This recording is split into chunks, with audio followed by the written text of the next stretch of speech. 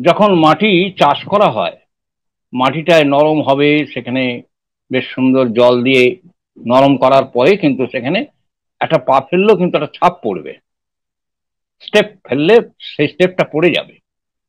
তেমন আমার হৃদয়ে নামের রসে যখন অভিষিক্ত করতে পারবো, তখন আমার জীবনে চলার পথে যেগুলো বাধা, কাম ক্রোধ লোভ মোহ মদ মাৎসর্য, এই ষড়রিপুর যে বাধা, সেই বাধাটার প্রথম 1 নম্বর আমাদের জীবনকে ধ্বংস করে নিয়ে যেতে পারে, সেটার নাম হচ্ছে ক্রোধ। ক্রোধেই ধর্ম বিনশ্যতি।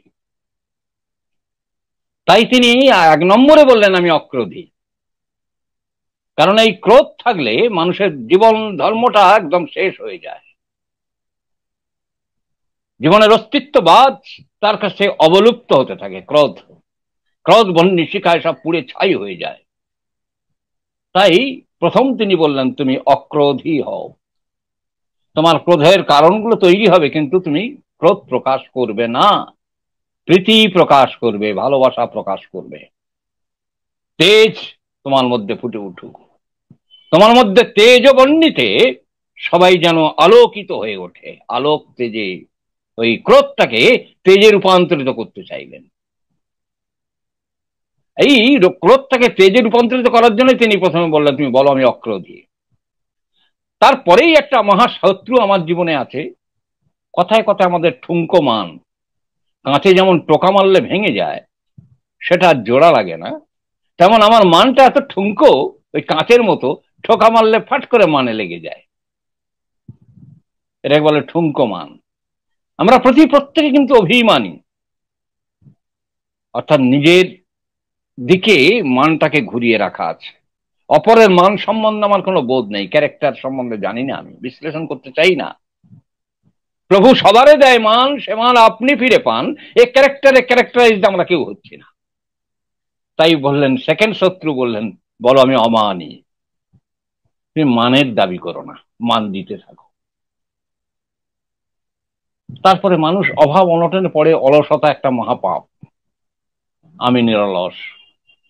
তারপরে বলছেন কাম লোভ জিত বসি। তুমি কাম লোভ ইত্যাদি গুলো তুমি বশীভূত করো, কন্ট্রোল করো। আমি ইষ্টপ্রাণ সেবাপটু অস্থি বৃদ্ধি যাজন জৈত্য পরমানন্দ উদ্দীপ্ত শক্তি সমৃদ্ধ প্রেম পুষ্ট চিরচেতন অজর অমর, আমায় গ্রহণ করো, আমার প্রণাম লও।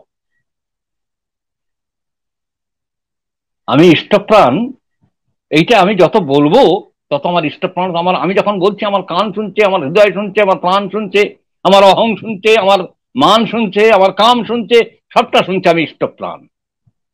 এ বড় কঠিন সাবজেক্ট এটা, যে দাদাটি এই অল্প কথায় শুনতে চেয়েছেন।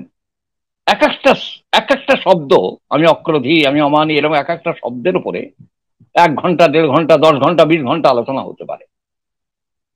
তাই আমি ইষ্টপ্রাণ, আমি ইষ্ট প্রতিষ্ঠার পূজারী। এটা করতে গেলে যে আমার এই কাম ক্রোধ লোভ মোহ মদ মাৎসর্য, আমি অক্রোধী, আমি অমানি, আমি নিরলস, কাম লোভ জিত বশী হতে হবে, এটার প্রথম চিহ্ন কি? তখন তুমি হবে ইষ্টপ্রাণ। তখন ইষ্টপ্রাণ যেই হবে, তখন তোমার মধ্যে সেবা পটুতা আসবে। সেবা শুধু বললেন না, সেবা পটু।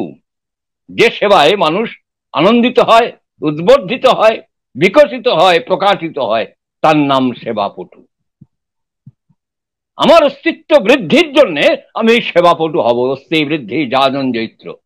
আমি যে যাজন করো, সে যাজনের জন্য আমি জয়ী লাভ করি, জয়ী হতে পারি, জয় লাভ করি, অর্থাৎ সে তার হৃদয়টাকে যেন আমি জয় করতে পারি। ঠাকুর বাড়ি সুন্দর করে একটা বানিয়ে দিচ্ছেন, kidnapping the souls of man, auto initiative inclusive love and service. স্বতঃস্ফূর্ত সেবা এবং অনুরাগের দ্বারা তার হৃদয়টাকে চুরি করে নাও, হৃদয়টাকে তুমি জয় করে নাও। তাই বলছেন আমি ইষ্টপ্রভু যাজন জৈত্র পরমানন্দ। যেই একজনের হৃদয়কে, একটা মানুষকে আমি আপন করে নিতে পারলাম, সঙ্গে সঙ্গে আমার ভিতরে আনন্দ। আনন্দ মানে বৃদ্ধি। আমি একটা থেকে দুজন আমরা আনন্দের পথে গিয়ে চলেছি, আমার সাথী পেলাম। এই পরমানন্দ উদ্দীপ্ত। এবার আমি উদ্দীপ্ত হয়ে উঠছি, কেন আমি একক নই, আমার সঙ্গে বহু আছে, বহু সৎসঙ্গী মায়েরা দাদারা আছেন। আর বহু যখন একসঙ্গে জমাট বাঁধে তাকে বলে সংঘ। সংঘ শক্তি কলৌ যুগে। শ্রী বুদ্ধদেব তিনি বলছেন সংঘং শরণং গচ্ছামি।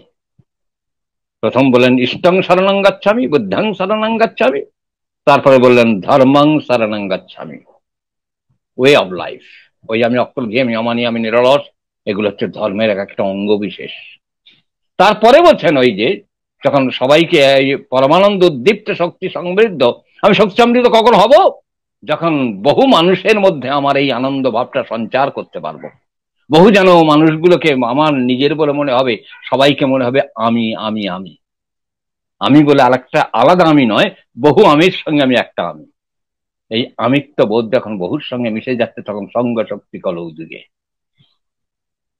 তখন আমি ইষ্টপ্রাণ সেবা পটু অস্থি বৃদ্ধি যাজঞ্জিত্র পরমানন্দ উদ্দীপ্ত শক্তি সমৃদ্ধ এই শক্তিমান হয়ে উঠছে।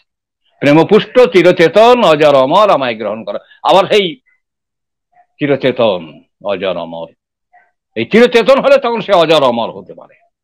এই চিরচেতন না হওয়া পর্যন্ত এই জাতিস্বরতা তার মধ্যে জাগরণ হবে না, স্মৃতিবাহী চেতনা তার মধ্যে জাগবে না। ওই একটু আগে যে প্রশ্ন হচ্ছিল, ওই চিরচেতন নিরন্তর স্মৃতিতে এই সেই চিরচেতন অজর অমর আমায় গ্রহণ করো, আমার প্রণাম লও।